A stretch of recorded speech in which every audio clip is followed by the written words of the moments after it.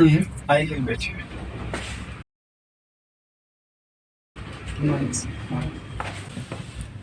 प्रमोद दानू आपका नाम है ना? अपने बारे में कुछ बताइए। सर मेरा नाम प्रमोद दानू है। मैंने अपनी स्कूलिंग कक्षा 5वीं तक सरस्वती शिशु मंदिर कपूर से प्राप्त की।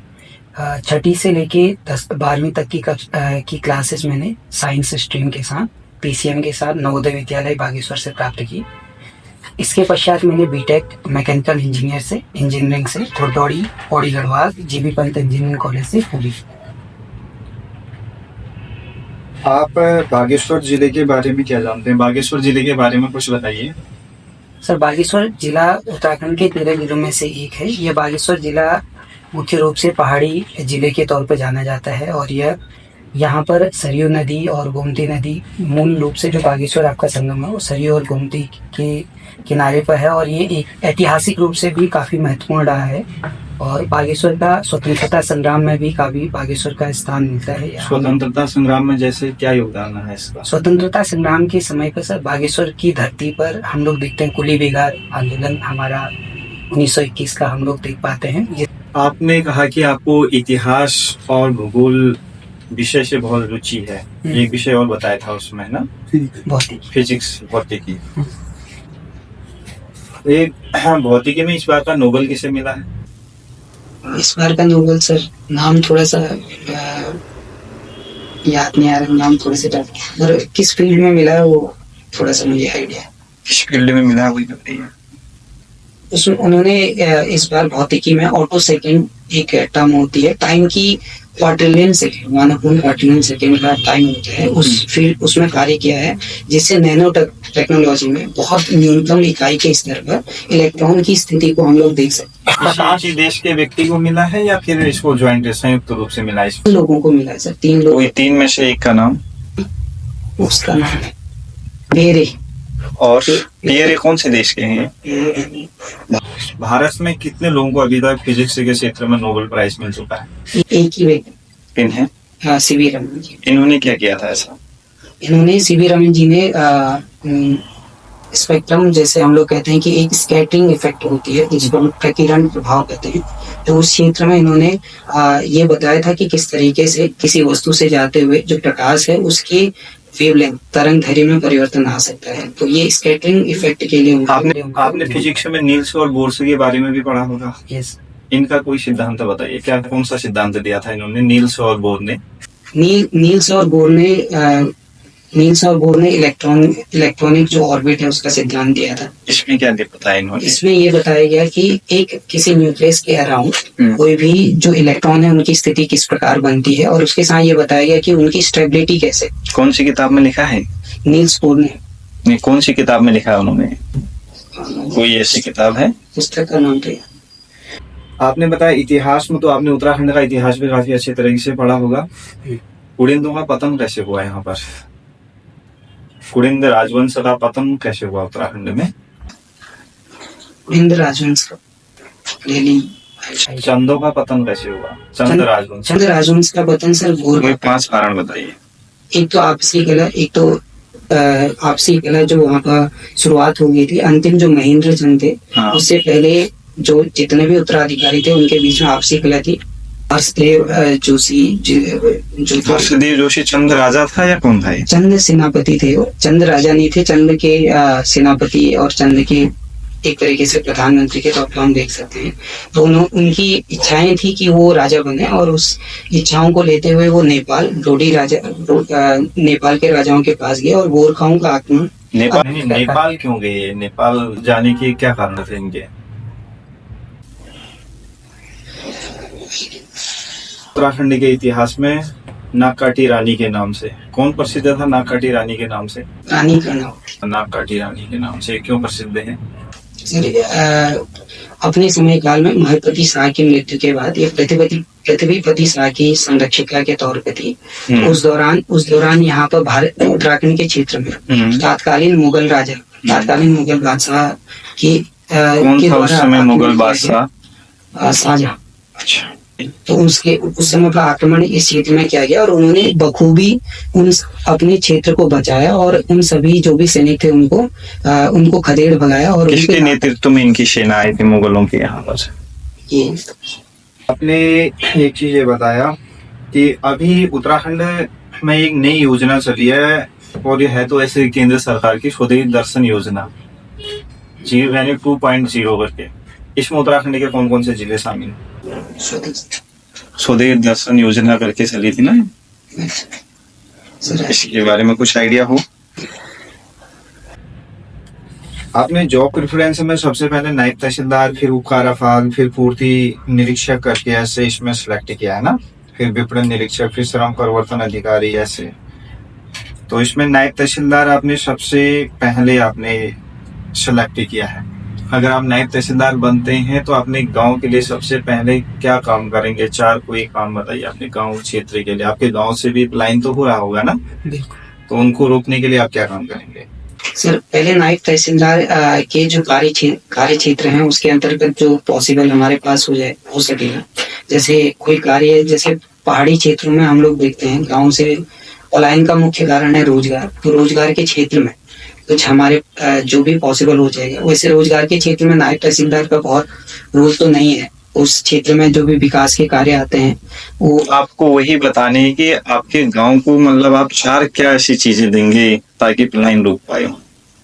सड़क मार्ग से जोड़ने का जो प्रोसेस चल रहा है सर वो कंप्लीट है लगभग, लेकिन उसको डामरीकरण की आवश्यकता है कि वो मदद करता है लोगों को जल्दी से ट्रेवल करने में। तो उस फील्ड में या उस कार्य क्षेत्र में कोई किसी प्रकार का अगर सरकारी योजना के अंतर्गत अगर मदद मिलेगी, न केवल मेरे गांव में बल्कि पूरे क्षेत्र में, क्योंकि सड़क योजना हमेशा आपको अपने गांव के बारे में ही बताना है, तो सड़क योजना से प्रॉपरली जोड़ा एक सड़क योजना बनाएंगे। और दूसरा विद्या शिक्षा के क्षेत्र में, शिक्षा में हमारे गांव में एक इंटर कॉलेज है और एक प्राथमिक विद्यालय है, तो उस क्षेत्र में जो बच्चों को गुणवत्ता प्राप्त हो रही है शिक्षा के लिए, तो उस पर जिस प्रकार से मदद हो पाएगी या जो कार्य हम कर पाएंगे पाठ्यक्रम के संबंध में या किसी भी कार्य के संबंध में, तो वो हम लगातार करने की कोशिश करेंगे या संबंधित व्यक्ति को हम लोग जानकारी लेंगे जो उसी फील्ड में है, जैसे शिक्षा के लिए क्या कार्य किया जा सकता है।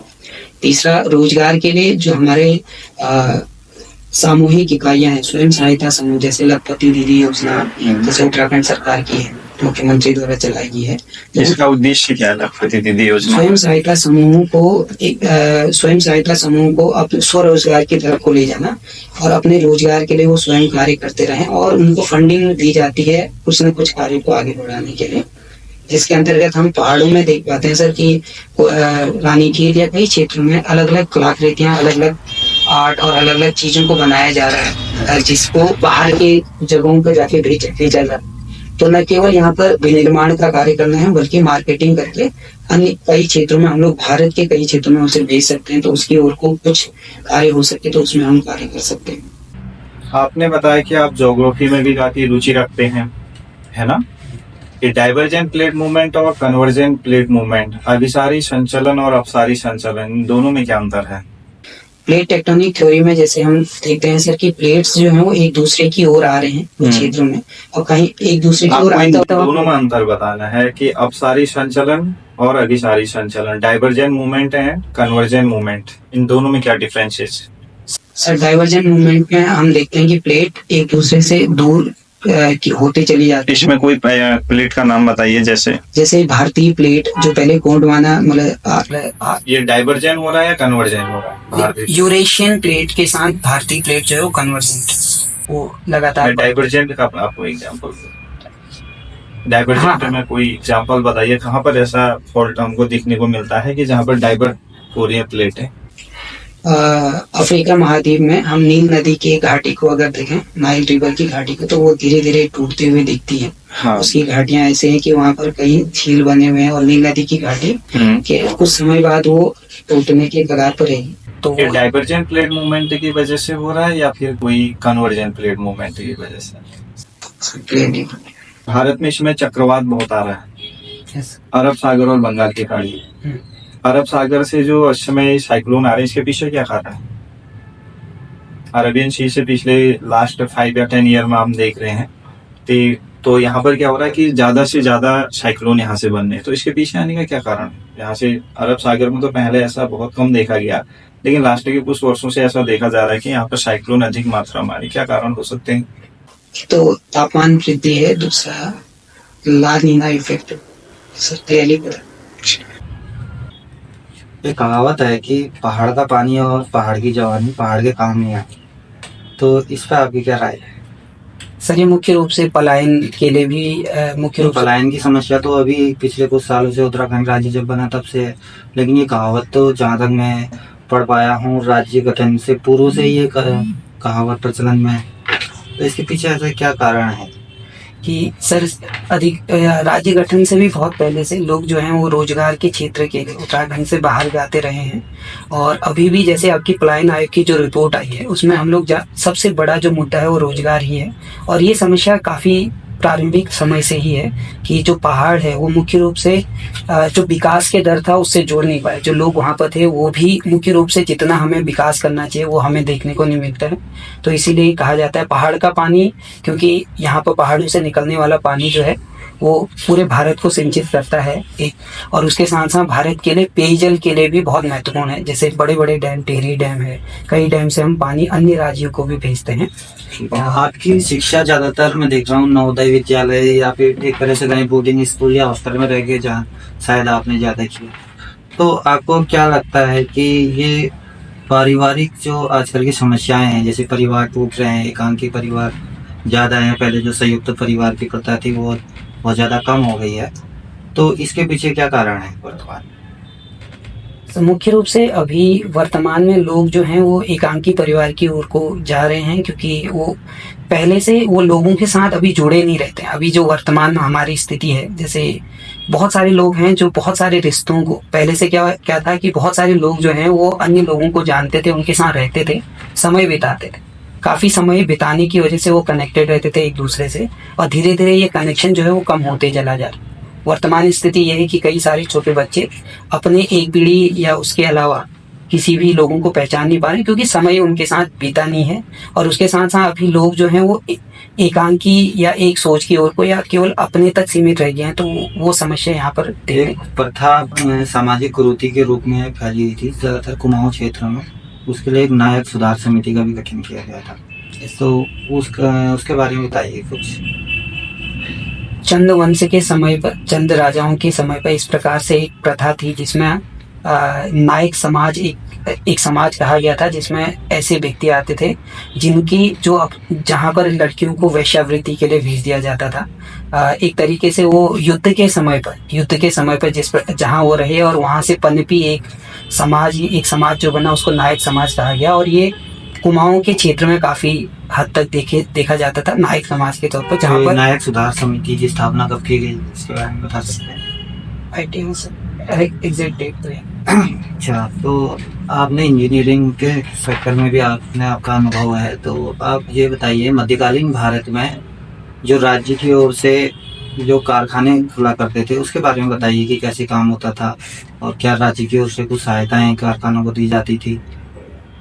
सर इसमें कारखाने राज्य अगर किसी डायनेस्टी या किसी शासक विशेष का कोई योगदान रहा जिसने इस प्रकार के इंडस्ट्री बनाने में अपना योगदान दिया हो मध्यकालीन भारत में? नहीं सर, ये कारखाने हिस्ट्री क्विट इंडिया मूवमेंट क्यों हुआ था आपकी कोई दो कारण बता दीजिए। क्विट इंडिया मूवमेंट सर 1939 के दौरान जब द्वितीय विश्व युद्ध हुआ, तो उस समय पर भारत के लोगों के द्वारा जो उस समय पर जितने भी क्रांतिकारी थे उस समय पर जो भारत के वॉइसरॉय थे निम्नलिखित को, उनके साथ ये बात हुई थी कि किस तरीके से हम इसमें जाएंगे। प्रथम विश्व युद्ध में हमने अंग्रेजों का साथ दिया, उसका सही तरीके से हमारा रॉलेट एक्ट के तौर पर हमारे जो दुर्गति रॉलेट एक्ट के तौर पर हमें सही तरीके से जो बोला गया वो पूर्ण तरीके से हमें प्राप्त नहीं हुआ। 1940 के दौरान भारत सरकार या यहाँ पर जो भी स्वतंत्रता संग्रामी थे, तो उन्होंने सरकार से ये मांग की थी कि हमें अपना संविधान बनाने दिया जाए, संविधान निर्माण की ओर या हमें आजादी की ओर धीरे धीरे हमें अग्रसर किया जाए। तो जब सरकार उस कार्य को मानने से इनकार करती है या उसको डिले करने लगती है, क्रिप्स मिशन आता है, तो इस कारणों से भारत छोड़ो आंदोलन के तौर पर महात्मा गांधी ने नारा दिया कि हमें अंतिम तौर पर इस मूवमेंट पर भारत छोड़ो आंदोलन करना पड़ेगा और उसके साथ करो या मरो का नारा दी। तो उस समय पर भारत में मुख्य रूप से कई राज्यों में कांग्रेस की सरकार भी थी, उन सभी ने इस्तीफा दिया और 1942 के भारत छोड़ो आंदोलन में शामिल हुए। गांधार और मथुरा स्कूल ऑफ आर्ट के बारे में बताइए, मतलब डिफरेंस बताइए दोनों के बीच में, कोई 3 डिफरेंस बता दीजिए।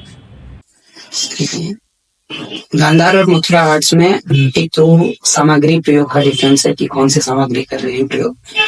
एक लाल पत्थर जो प्रयोग किया जाता है वो गांधार के चीटी में किया जाता है, ठीक है। और काले और उसके साथ साथ काले रंग के जो पत्थरों का प्रयोग है वो मथुरा आर्ट्स में किया जाता है। इसके अलावा चेतना में एक जो मूर्ति बन रही है खासकर गौतम बुद्ध की, उनकी चेतना या वो किस तरीके से प्रदर्शित की जाती है उसमें भी अंतर रहता है। ठीक है, मतलब दोनों में क्या अंतर हुआ फिर भी? भाव जो चेहरे का जो भाव भंगिमा है अलग अलग, जैसे आपका कोई व्यक्ति है जो मूर्ति है और किसी में शांत इस तरीके से शांत मथुरा मतलब क्लियरली करा है।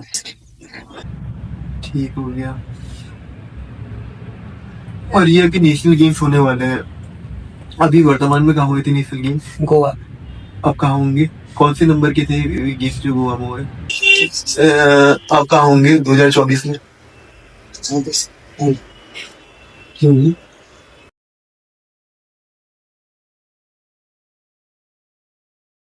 आपका सब कुछ ठीक रहा, एक तो पॉइंट टू पॉइंट आना है आपको, टू दी पॉइंट है। आई कॉन्टेक्ट को इधर उधर नहीं देखना है, ऐसे ऊपर नीचे, ठीक।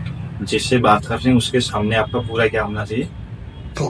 फोकस होना चाहिए। इस बार आपने एक चीज सही करा है, हाथों की जो ऊपर नीचे हो रही था ना, ये ठीक है। आपका हाथों की जो आपका मूवमेंट कर रहे थे इस बार बहुत अच्छा है। नॉलेज थोड़ा ठीक है, नॉलेज का बहुत ज्यादा फुल दे रहे हैं। उसमें क्या टू दी पॉइंट चलना है आपको, पॉइंट टू पॉइंट, जहाँ पर जो बातें पूछी जा रही है उसी में थोड़ा अपने फील्ड में भी अपना काम करना है, करंट अफेयर में भी काम करना है। जैसे हमने पूछा आपका कि कुरिंदों का कैसे डिक्लाइन हुआ, इनके बारे में पूरा देख लेना है। इतिहास से, क्योंकि आपने बोला कि इतिहास, भूगोल और फिजिक्स में आपको बहुत ज्यादा मतलब इंटरेस्ट है रखे ना, इन चीजों के बारे में थोड़ा सा। बाकी ठीक है, कॉन्फिडेंस अच्छा है, नॉलेज अच्छी है, आई कॉन्टेक्ट थोड़ा सही करना है, बाकी सब ठीक है। कॉन्फिडेंस, नॉलेज सब ठीक है आपका। इस बार हाथों ने मूवमेंट नहीं किया, थोड़ा टू दी पॉइंट ही बात करना है ना, ये चीज है। बाकी बहुत ज्यादा आई कॉन्टेक्ट को इधर उधर नहीं करना है, ताकि सामने वाले के साथ आपका फोकस बने। बाकी ठीक है।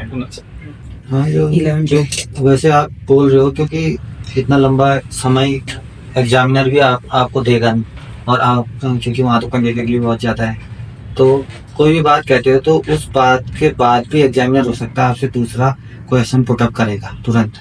तो जैसे जो आपका फील्ड है या जिस चीज के बारे में आप पढ़ रहे हो उसके बारे में तो आपको पता होनी चाहिए, है ना। अब कोई भी क्वेश्चन पूछा जा रहा है तो आप कह रहे हैं कि इसमें हो सकता है, उसमें हो सकता है। ये कहानियां सुनानी है, लेकिन कहानी ऐसी सुनाओ जिसमें थोड़ा दम हो, है ना।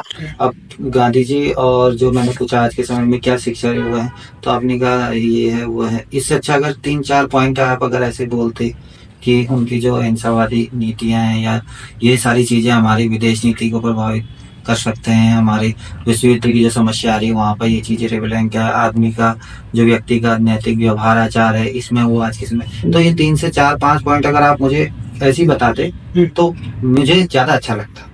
लेकिन आप कहना वही चाह रहे हैं, लेकिन मैं समझ नहीं पा रहा हूँ ना कि आप किस वे में उसको कहना चाह रहे हैं। अब शिक्षाएं तो हमें पता है कि कहाँ रिविलेंट है कहाँ नहीं, लेकिन आपको पॉइंट टू पॉइंट बात करनी है। फिर आप 5-10 मिनट की पूरी कहानी सुना देंगे तो फिर ऐसा लगता है कि जानते हुए भी व्यक्ति मतलब ध्यान भटकाने की कोशिश कर रहा है ना। नॉलेज अच्छा है आपके पास, ऐसा नहीं है, बस उसको पिरोने का काम आपको करना है कि कहाँ पे मुझे क्या परोसना है, है ना। प्रैक्टिस करो, बाकी अच्छा है आपका, ठीक है। आपने करंट अफेयर देखना, मैंने आपने पिछली बार भी कहा था ना, ये जो मैंने आपसे पूछा नेशनल गेम्स कहाँ हो रहे हैं करके, वहाँ पे ज्यादातर क्या होता है करंट अफेयर पे एक मैंने दिया था जब, तो वहाँ सब करंट अफेयर से संबंधित ही पूछ रहे थे क्वेश्चन। जैसे अब आपसे मैंने पूछा नेशनल गेम्स कहाँ हो रहे हैं करके, ये तो अखबार के हर दिन न्यूज़पेपर में आते रहता, 38 हमारे यहाँ होने वाले हैं, अभी था जी का आज ही आया था अखबार में। पिछली बार जैसे कहाँ कहाँ चुनाव हो रहे थे ये भी आप देख लेना, काफी बिल्कुल जनरल चीजें पूछी करंट अफेयर की ना, वो आप देख लेना, क्योंकि वहाँ पे करंट अफेयर की ज्यादा पूछते हैं। जी और जो भी जैसा पॉइंट, जैसे मैंने बोला इंडिया मूवमेंट क्यों हुआ, आप बता रहे थे पूरा बस सिंपल सा बोला फेलियर, जैसे कोई पॉइंट बता दिया ना, फेलियर ऑफ एक पॉइंट बता दिया, फेलियर ऑफ अब आप उसमें द्वितीय विश्व में चलोगे। आदमी बोल रहा है आधा उसमें ही लग जा रहा है पूछने में कि आंसर, तो टू द पॉइंट 2 पॉइंट बोले, 2 पॉइंट मैंने आपसे कहा कोई 2 बता दो, 2 बता दिया। इस बीच में आपने बाल क्यों काटे, इस पर भी क्वेश्चन पूछेंगे आपसे, ये निश्चित है, पूछ सकते हैं। ये बाल तो इतना ही रखता हूँ सर। मतलब रखते ही इतने, हाँ। एक क्वेश्चन पूछेंगे क्या चॉइस है ऐसी करके, तो एक क्वेश्चन एक है, तो उसके बाद मैं इतने ही लगभग मेंटेन करता हूँ। अच्छा, तो इस वजह से पूछेंगे इस टाइप का ये बाल की कमी है, इस हाँ। वजह से वो तो आपको जो भी आंसर देना हो कॉन्फिडेंस के साथ, और जरूरी नहीं है, हमारे हिंदू धर्म में अनेक रीति रिवाज परंपराएं भी ऐसी है कि खट भी जाते हैं बात, लेकिन कंफर्म ऐसी रखता हूँ ये वाली बात ना, समझ रहे हैं आप? हाँ उनसे बोलना सर थोड़ा सा मुझे ये समस्या हो रही थी हेयर फॉल की, तो मुझे जो सजेशन मिला तो मैंने ये निर्णय लिया कि मैं आगामी जो भी 1-2 साल तक ऐसे ही रखूंगा। जी जी सर, एक क्वेश्चन था, पिछली बार आपने पूछा था कि कुली बेगार बागेश्वर में ही क्यों, हाँ, तो उसका क्या? उसका ये था कि जैसे कुली बेगार बागेश्वर में इसलिए हुआ था, बागेश्वर उस समय क्या था कि यहाँ पर उत्तरायणी मेला होता था। इस उत्तरायणी मेले में उत्तराखंड के कुमाऊं और गढ़वाल सभी क्षेत्र के लोग क्या आते थे, सभी लोग शामिल होते थे। और सभी लोग शामिल होने का मतलब यह है कि हमको अलग से प्रचार प्रसार करने की आवश्यकता नहीं पड़ेगी, ताकि अधिक से अधिक लोगों तक हमारी बात पहुंच सके। इसलिए उन्होंने बागेश्वर का कुली बेगार आंदोलन के लिए बागेश्वर के उत्तरायणी मेले को सिलेक्ट किया। तो इसे सर मतलब जैसे राज्य का बहुत बड़े मेले में से एक था। हाँ, बहुत बड़े मेलों में से एक था, क्योंकि सभी क्षेत्र के लोग यहाँ इन्वॉल्व होते थे पहले। तो इसमें मैं रेफरेंस में होली हिमालयाज ओखले द्वारा जो लिख सकते हैं, बिल्कुल बता सकते हैं। बद्रीधर पांडे का कुमाऊं इतिहास पूरा उसी पे बना है। शेखर पाठक की कुली बेगार पे बहुत अच्छा कुली काम। बेगार उस पर बता सकते हैं। शेखर पाठक है या बद्रीधर पांडे की पूरी किताबें, जो कुली बेगार आंदोलन का नेतृत्व कर रहे थे, उन्होंने खुद ही किताब लिखी है ना, तो ये कह सकते हैं, उसमें आप रेफरेंस दे सकते हैं। जी जी क्योंकि मास मूवमेंट वहाँ पर ज्यादा था ना, कि ज्यादा लोग वहाँ आते हैं, किसी को बताने की जरूरत नहीं थी, तो उन्होंने इसलिए उसको सिलेक्ट किया। All the best of luck. Sarvodaya IAS आपके उज्जवल भविष्य की कामना करता है। अच्छे से इंटरव्यू देना है ना, बाकी सब ठीक है, कोई दिक्कत नहीं है, अच्छा इंटरव्यू दे रहे हैं, ऑल द बेस्ट है ना।